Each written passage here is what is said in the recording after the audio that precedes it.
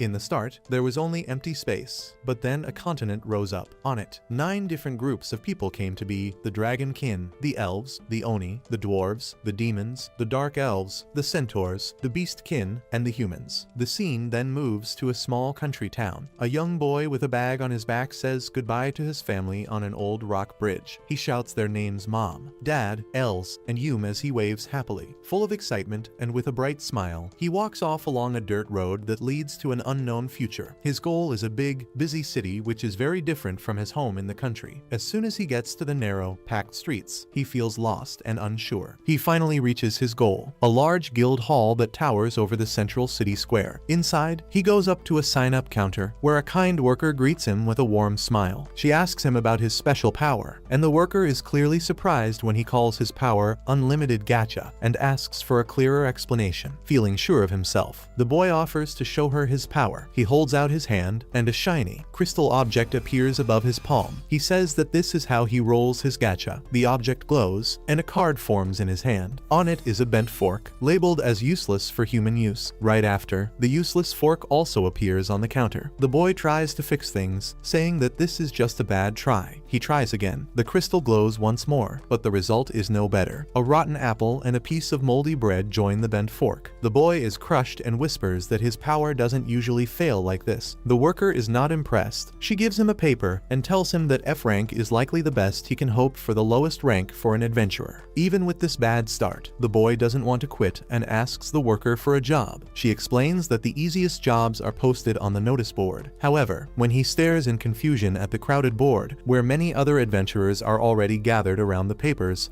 the worker sees his problem. She asks if he has trouble reading and notes that the number of humans who can't read is quite high. Since he can't read the jobs, she offers him easy, hands-on work, getting wood, moving dirt, or digging up grass. The boy takes the offer right away. The next scene shows him doing hard physical labor. He drags huge piles of wood out of the forest and carries heavy baskets full of dirt, clearly tired from the work he's not used to. In the evening, he walks through the dimly lit streets of the city and looks at his small pay, a little bag with a few copper coins. He sighs, because a whole day of hard work has only earned him enough for a place to sleep for one night. Suddenly, in a dark side street, he meets a group of wolf-like figures. The group's leader angrily confronts him and accuses him of getting his clothes dirty. In the quick fight, the boy's bag of coins falls to the ground. The leader of the wolf-like creatures picks up the small bag and announces with a cruel smile that this is just enough to pay his cleaning bill. The young man looks on with pure shock and fear. A moment later, he lies on the ground, beaten down by the thugs. They mock him, saying that with this small change, he'd be lucky to rent a pigsty. Finally, they leave him there and tell him to sleep with the rest of the trash in the gutter. As the boy lies hurt on the ground, a figure steps out of the shadows, a blonde elf woman in a green cloak. She has been watching the whole time. She goes to him and holds out her hand to help him up. At first, the boy flinches, afraid of another hit. He apologizes wildly, but the elf calms him with a gentle smile that she won't hurt him. She kneels down next to him on the dirty ground and hugs him in a comforting way. The boy is shocked. He is deeply moved by her action, because an elf is getting her knees dirty for him. A simple human. People watching in the alley whisper in surprise at the sight of an elf and a human together. After helping him to his feet, she introduces him to her group, who step out of the shadows. It is a colorful mix of different groups who call themselves the Concord of Tribes. A grim-looking wolf man named Garu steps forward and explains that this is the name of their group, which stands for all 9 races created by the goddess. One by one, the members introduce themselves. Sasha, the elf who helped him, Diablo, a demon kin, Abaro, an Oni folk, and Santor, a centaur. The group explains to him that they only need one more human to be the perfect adventuring team. A dark-skinned elf explains the good goal of their community. They want to end race hatred and make a fair world for everyone. The boy is deeply touched by this idea and asks, not quite believing, whether a world without prejudice is truly possible. The group says yes, confirming that they need someone like him to reach this goal. A large, dragon-like fighter holds out his hand to him as a sign of invitation. Filled with the feeling of being needed and by the hope for a better world, the young man accepts the invitation with a bright smile. A short time later, the newly formed group is on a job. They walk through a dark, underground cave place under an unsettling purple sky. This is the Abyss, the biggest and most dangerous dungeon in the world. Suddenly, a giant, snake-like monster attacks. Our small hero, named Light, freezes in panic.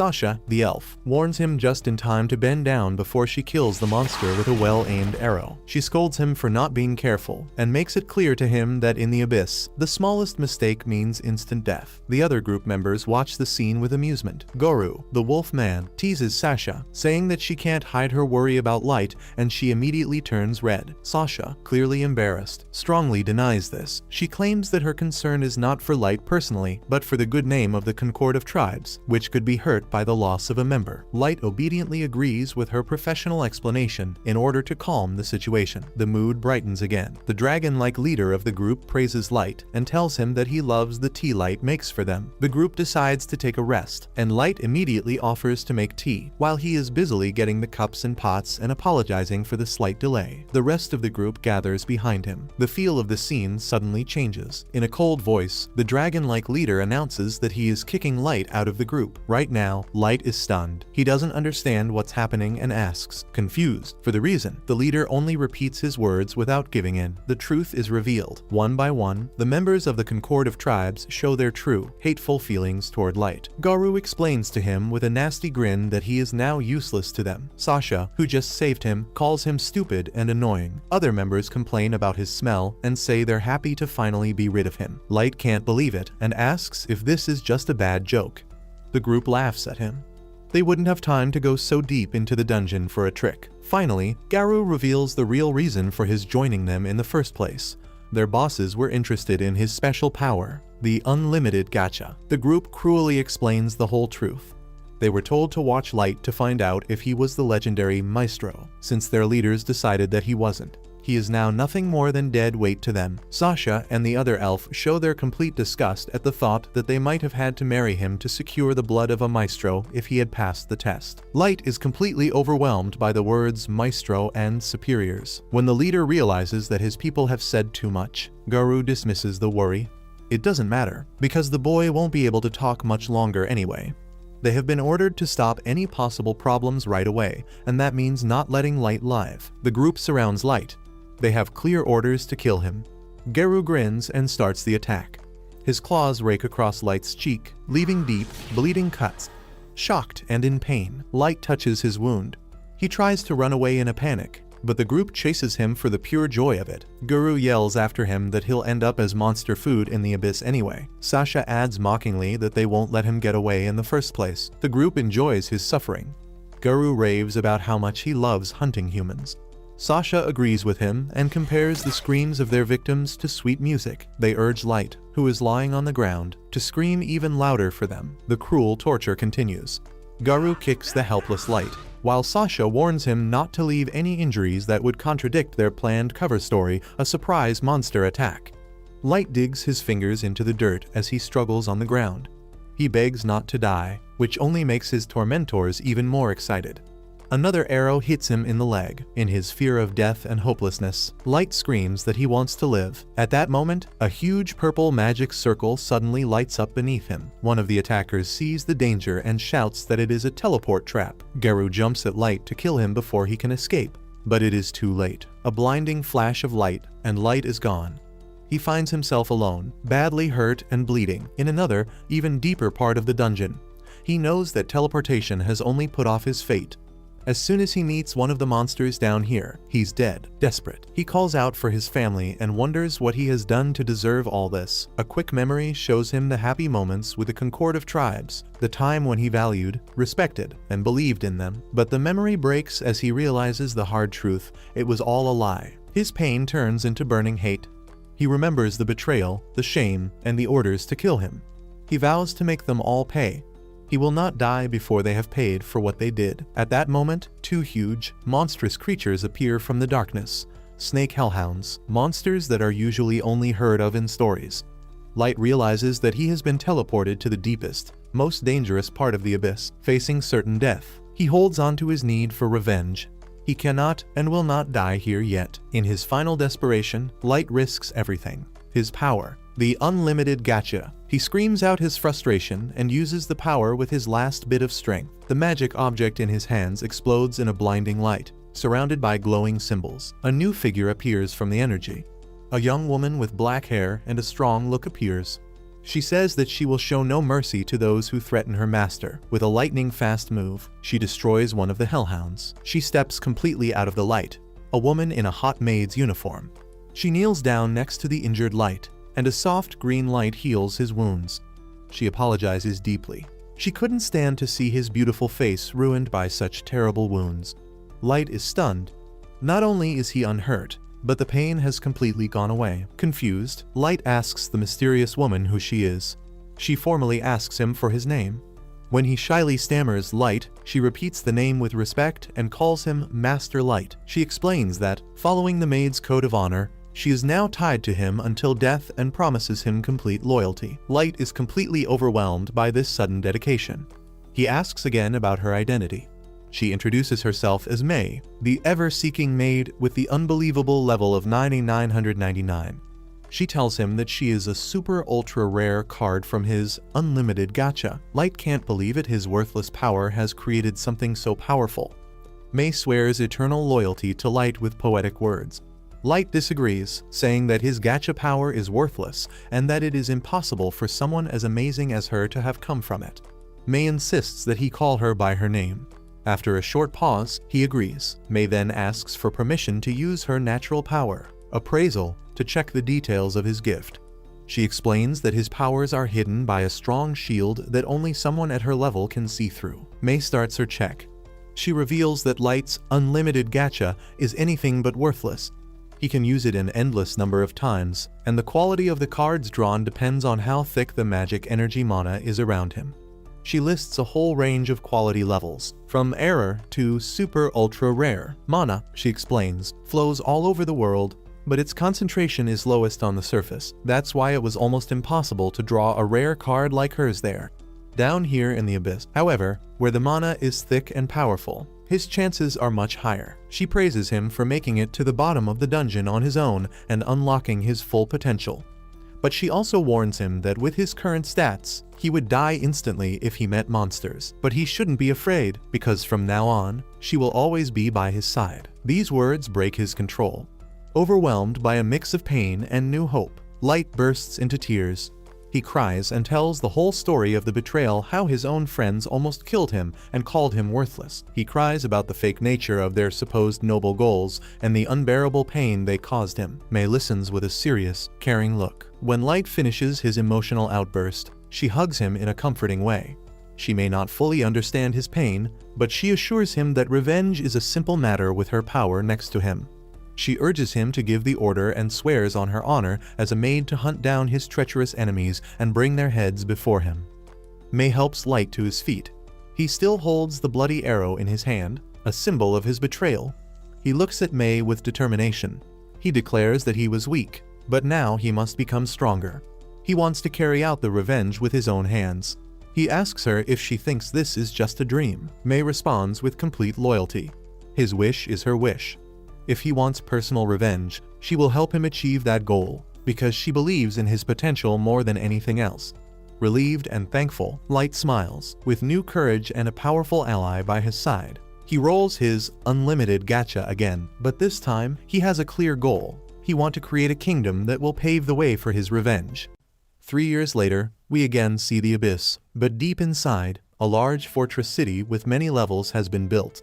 Its buildings are made of sharp, spiky metal, giving it a dark and unearthly feeling. In a grand hall inside this fortress, dozens of maids are bowing deeply, all together in perfect unison. Their eyes are closed, their poses showing the deepest respect. A young man with a confident smile walks between the rows of bowing women. He wears a black and white uniform and holds a highly decorated staff with red ribbons. This is Light, and he has become a completely different man. Next to him is Mai, the first powerful card he had rolled using his gacha. The maids whisper their gratitude to him, thanking the master profusely. One of them, a girl with brown hair, is so happy she can barely contain it when the master speaks to her for a moment. She holds her cheeks, unable to believe her good fortune, because today is truly her lucky day. Her friends are just as excited. A blonde maid jokes that they must have used up all their luck for the day. Another gushes about how cool the master is, while a third, with an almost crazy look in her eyes, says she wants to sniff his toes. This extreme admiration clearly annoys the master's companion, with veins popping out on her forehead in anger. She asks her master for permission to punish these noisy girls. But the young man, whom everyone calls Master Light, stays calm. With a steady smile, he explains that he doesn't mind, adding that they just liked him. Later, Master Light and his companion walk through the city's busy streets. The people who live there, from shop owners to people just passing by, greet him with deep respect. A shop owner rushes over, pleading with him to try his new food. Light's popularity is clear to see. In a small shop, a saleswoman sadly tells him that they only have a few kinds of snacks left. His companion immediately tells her that she will take care of getting more. As they walk up a stone staircase, Light asks about the progress of his followers, known as the 999ers. His companion reports that they are all doing their best in their assigned areas. A holographic map appears, showing a small girl with cat ears and blue hair named Aoyuki. She is exploring the area around the abyss and making a map. Light is pleased, remarking that the forests there are full of monsters. His companion replies that this shouldn't be a problem for a master animal tamer like Aoyuki, even if she is as moody as a cat. Light just smiles, remarking that was just Aoyuki's nature. He then asks about the plan involving someone named Ellie. Another holographic map appears, this time showing a blonde woman in a witch's hat. She is working hard to create new spells for his plan. Light notes with satisfaction that the plans are moving forward on many fronts at the same time. Finally, he wants to know about Mizuna. His companion tells him that she is making her rounds in the castle. Another map appears, showing Mizuna as an ancestor vampire knight with an impressive rank of 999. She is a talented close-range fighter, but other than that, his companion pauses for a moment before adding that Mizuna is especially good at encouraging others. The scene changes to Mizuna herself, posing confidently in a beautiful golden hall with her eye-catching white hair and armor. Light and his companion are walking down the same fancy hallway, where a muscular, blonde man with a bare chest and a red cape is waiting for them. He greets them, stating that he was expecting them. Light's companion immediately scolds him, insisting that he always address Light as Master, but the muscular man, who introduces himself as Jack, brushes it off. He says it's fine and that he is okay with how Light talks. Light grins, expressing his agreement. Jack says that he wants to train. The scene suddenly changes to a dark, rocky cave. Here, Light and Jack face each other, ready to fight. Jack challenges him, saying he is ready whenever Light is. Light shoots back that he was about to say the same thing. He winds up and hits Jack hard in the chest. The force of the blow is visible, but Jack stands firm as dust blows around his feet. He laughs and brags that Light should take it easy, claiming the only reason he could withstand the blow was because he was so awesome. He boasted that anyone else would have dropped dead. Unbothered, Light declares that he had told Jack he was being serious. With a determined look, he hits him again with an even stronger blow. Meanwhile, Mizuna is patrolling the empty halls of the castle by herself, muttering to herself that there was nothing to see. She finds a group of 4 maids cleaning the hallway. To explain why she's there, she claims to be on patrol, an important job given to her by the master. The maids are instantly impressed. One exclaims how amazing Miss Mizuna is. Another adds that they feel safe as long as Mizuna is watching over them. Flattered by the sudden praise, Mizuna blushes and asks them not to praise her so much. She asks the maids where the patrol should go next, but then admits she doesn't know herself. The maids see their chance. With folded hands and deep bows, they plead with her to check a very specific place, an important and very secret place that they couldn't go near themselves. Mizuna thinks for a moment while the maids grin secretly behind her back. Their plan seems to be working. Mizuna walks up to a large, fancy wooden door. There, she unexpectedly runs into Mei, the head maid. Mei asks her what she is doing in front of Master Light's room. Mizuna cheerfully says she is on patrol and then asks what Mei is doing in the master's room. Mei explains that the master is not there because he is training with Jack. She has to clean the room, because doing nothing just because the master is away would go against her honor as a maid. Mei lets Mizuna in and hints that she knows what Mizuna was really trying to do. She asks with a teasing voice if Mizuna had planned to roll around on the master's bed,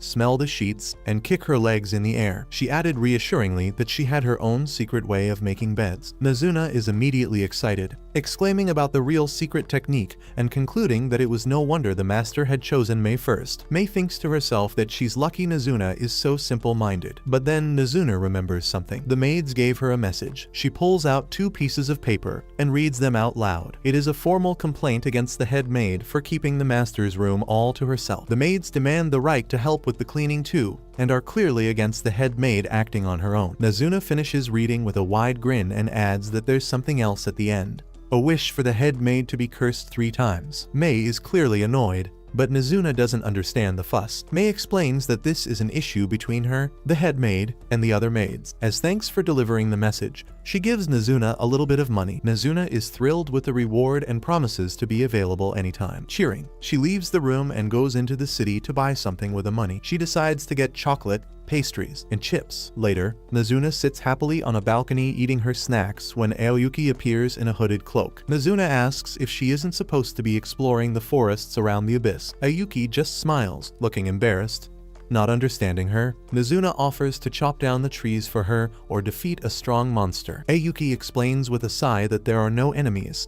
She has finished the map Mei wanted and is now bringing it to her. Nazuna is annoyed by Aoyuki's indirect way of speaking and calls her weird before saying goodbye to continue her patrol. Alone on the balcony, Aoyuki starts to daydream. She imagines herself sitting on a grand throne made of ice, eating dorayaki. But then she realizes she hasn't seen the master at all today. She misses him and imagines how cool he would look on that throne, screaming in her fantasy that she wanted to see him. Meanwhile, Light and Jack are relaxing in a fancy bathhouse after their training. Jack praises Light, saying that even in the abyss, there won't be many who can fight him. Light stays humble, replying that you never know what kind of people are out there. He won't underestimate anyone, partly so he can get his revenge on them. His look shows a deep, hidden resolve. Back at the castle, the head maid Mei has called the 4 rebellious maids to the library. She asks them if they know why they are there. The maids pretend not to know, but Mei confronts them directly with the cursed complaint letter. The maids try to make excuses, saying they only wanted to help because Mei is so busy. However, Mei is furious that they sent the naive Nazuna of all people to do their dirty work. An argument starts among the maids, with each one blaming the others. Mei stops the argument and announces their punishment. They have to clean the long hallway leading to the throne room and do it all by hand. The maids are horrified, exclaiming that it was impossible for just them to do it. But Mei stands firm, lecturing them that the path of a maid began with a single step, and that one only reached level 500 through work. She herself must go to the surface for Master Light and expects them to work hard while she is gone. Meanwhile, Nazuna meets the blonde witch Ellie in the city. Ellie makes fun of Nazuna for supposedly being stupid, so Nazuna gets offended and tries to prove she is smart by reciting the multiplication tables and fails badly. The argument gets worse when Ellie accuses Nazuna of being a bigger airhead than she thought. Nazuna fights back by bragging about her last meeting with Master Light, where they drank tea and discussed plans. She even hints that next time, a dinner for 2 is planned in his room, where they would stay up all night. Ellie's jealousy exploded, and she cried out that she also wanted to drink tea with the master, repeating her desire emphatically. Nazuna enjoys her victory before surprisingly taking a friendly tone. She admits that while Ellie is good at magic, she is weak in close combat, and offers her help anytime. Ellie gratefully accepts the offer. The 4 punished maids are sitting in their room, complaining about their bad luck. They are jealous and angry about the head maid keeping the master's room all to herself. One even suggests poisoning her, but another dismisses the idea that woman is immune to everything. Their unhappiness turns into strange fantasies. They also want to clean the master's room, smell his mattress, and even lick his used fork. Their jealousy grows into a wild outburst, wishing for the head maid to explode and talking about that if only their curse had worked. At this moment, they hear a voice state that destruction had come because they had called for it. The head maid is suddenly standing in the doorway. She explains that their prayers reached her on her way out. The maids freeze in fear. One of them immediately promises to be loyal to her forever, calling herself her puppy. But Mei clears up the misunderstanding, explaining that in the 3 months before Aoyuki was chosen, Master Light had just been studying books from around the world to learn fighting styles and had no time to fulfill their dirty fantasies. The maids are embarrassed but also relieved. Mei admits that she came back because she thought her order was too harsh, but seeing the maids' lack of gratitude, she changes her mind, telling them that since they were never satisfied, they could have the throne room too. The maids are heartbroken, crying out that it was completely impossible for just the 4 of them. But Mei only repeats her lesson about the path of a maid beginning with a single step. That night, the 4 begin the seemingly endless job of cleaning the massive throne room. They complain about the head maid's cruelty, saying they just wanted to vent. While they are working, the wing of a golden statue accidentally breaks off, which has been already broken by Nazuna previously. Nazuna lies tired in her bed. Her armor and sword are on the floor.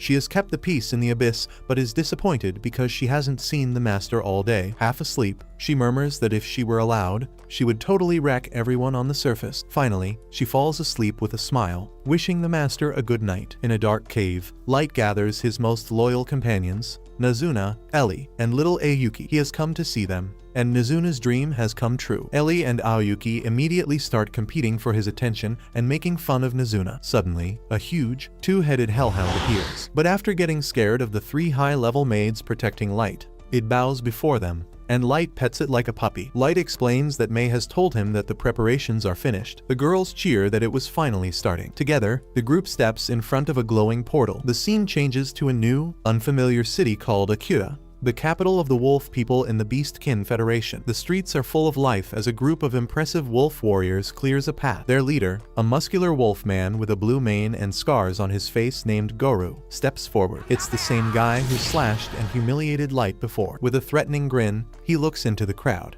As Goru walks through the streets with his followers, he is cheered on by the other beast people, and is even sometimes asked if he wants to have kids with the wolf baddies. On his walk, he sees a little boy digging sadly in the trash.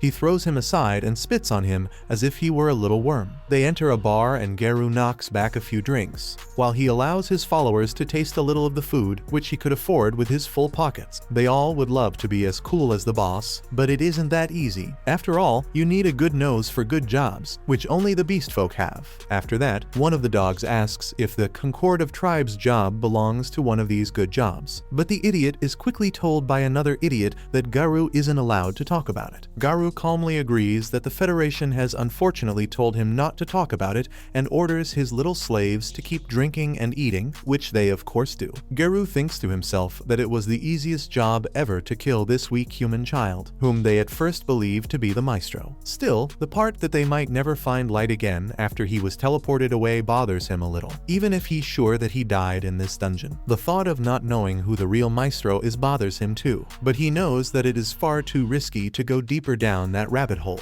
Soon after, a good-looking maid enters the bar and stops the talking, and all eyes are looking at her. We then see this shady group leading the pretty girl into the same deep pit they had led Light into before. In a brief flashback, we see the girl ask if he is Goru, a past member of the Concord of Tribes. The followers are just about to talk to her, but Goru acts completely relaxed and asks what the baddie wants here. She introduces herself as Mei, Light's most loyal maid. She says that she has been searching for Light for a long time, who is a member of a noble family, after he disappeared without a trace. Garu finds it weird that this wasn't found out about him, but sees it as a great chance to get more information and to mess with the girl as well. Mei keeps talking that she heard he had joined a guild and then perished in a dungeon. Mei would like to personally see the last place Light was last seen and asks if the group can escort her to this place. Goru is unsure at first, but when Mei pulls out 3 fat gold bars, his greedy ass quickly agrees to her offer. He sees no risk in this plan because a girl with big melons like that couldn't do anything against a beast like him anyway. He keeps spouting crap that it's not about the money at all, but that Light was something like a brother to him, and he would be happy to do it. Mei shouldn't worry at all, because Garu is, after all, the future leader of the wolf tribe,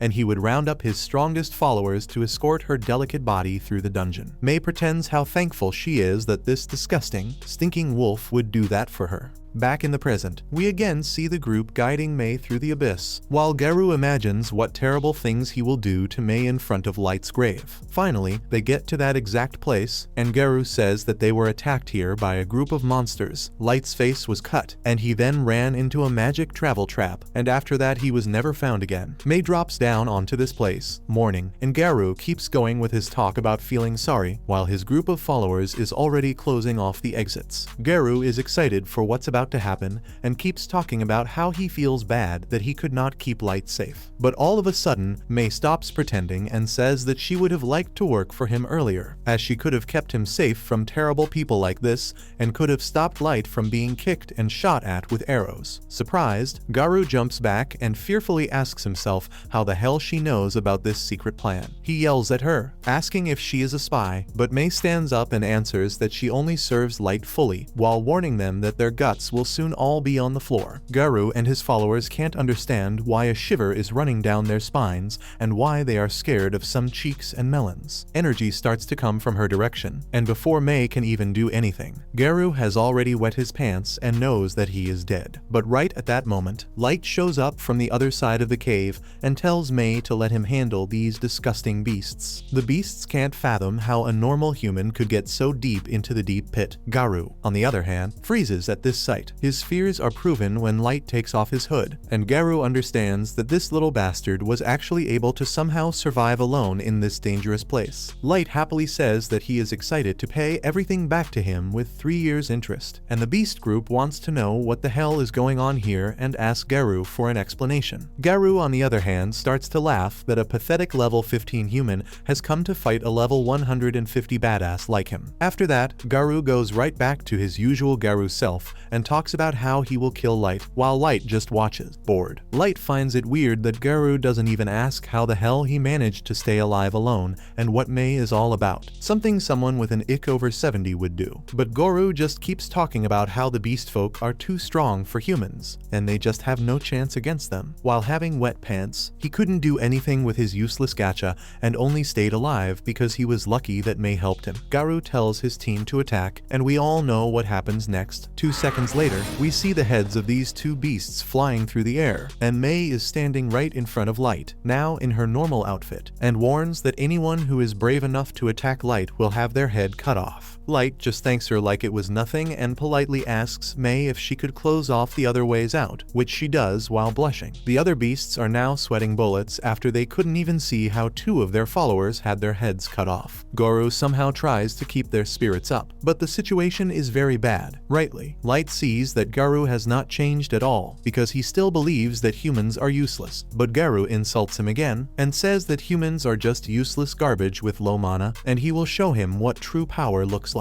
We see that Garou has a LVL of 158, and Light says that levels vary a lot based on race, which leads to a lot of unfair treatment and hate towards humans. Garou, the idiot, keeps saying that he is better, but when asked what happened to his 2 friends earlier, he can't find a good reason either. He thinks Light must have somehow cheated with magic. After some time of intense eye contact, the beasts run at Light, but are knocked to the ground one after the other by hard hits. While Garou is still trying to catch his breath, Light is already standing over him like a psycho and asks if that's all the power he has. It seems this still isn't enough humiliation, because he insults Light again, stands up, and gets ready for round 3. He shows his secret weapon, a magic animal named Fenrir with the high level of 500. His followers are amazed by this weapon, but Light can only sigh and is let down by this low level. Garou thinks Light is wetting his pants in fear, but it's the other way around. He dares Garou to attack him with all his power, while he won't move a single step. Garou then uses his most powerful skill, the Magic Beast Howl, and a very big purple beam of energy shoots directly at Light. But after the dust clears, Light is standing there, unfazed, and Garou's eyes almost pop out of his head. The only thing that happened is that Light's coat got a little dirty. The last drop of hope seems to be slowly draining from Garou and his followers,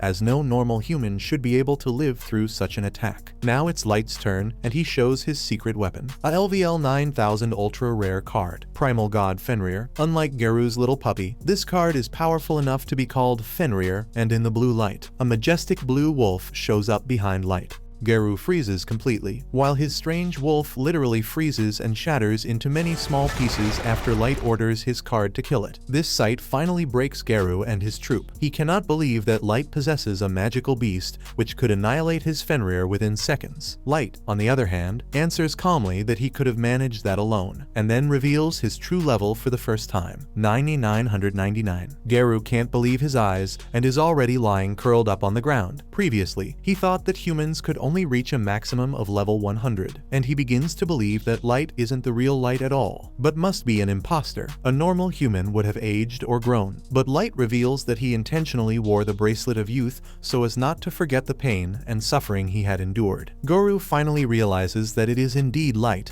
and that he has become overpowered. It dawns on him that he doesn't stand the slightest chance against such a monstrosity, and he decides that his last option is to fall to his knees in front of his friends and beg for forgiveness. He was forced by the Federation to follow orders and also tries to blame today's mission on his henchmen. Like a pathetic little puppy, he apologizes to Master Light and begs for forgiveness. But Light only wants to know one single thing, what this Maestro thing is all about. He also asks why the government is so desperate to find the Maestro and why they wanted to kill him after they knew it wasn't him. Suddenly, Garou has no idea about anything anymore. Light asks his followers, who apparently know everything, but after May notices that they are lying, they are all all shredded into meat cubes in an instant. Then Mei asks the last pathetic loser if he believes they could win a war on the surface with their powers. Light also warns that Mei can detect his lies immediately and that he better tell the truth. After peeing himself for the second time, Garou stammers that they would definitely have a good chance. Nevertheless, he is only one person, and it could get difficult against all the nations of the world. This is exactly what Light expected, and he then teleports to another location together with Garou. As soon as the wolf opens his eyes, they find themselves in Light's throne room, surrounded by a gigantic army of monsters, knights, and maids. Light steps forward slowly with Mei while everyone bows before him. He ascends his mighty throne and orders everyone to show their stats. We see that his entire army consists of at least 4-digit levels, going up to 9,999. Light asks Garou the question again, whether he believes Light would have a chance on the surface, but he can't even get a single word out. He realizes that they, with the Concord of Tribes back then, are responsible for this monstrosity, and that Light could wipe out the entire world in the blink of an eye. Light is truly a king of destruction, and Garou asks if he plans to become a god. God indeed doesn't sound bad to Light, and he accepts this path. With his gacha, he could either turn everything to hell or distribute infinite blessings. The world has the chance to prove which of the two it deserves by answering his questions.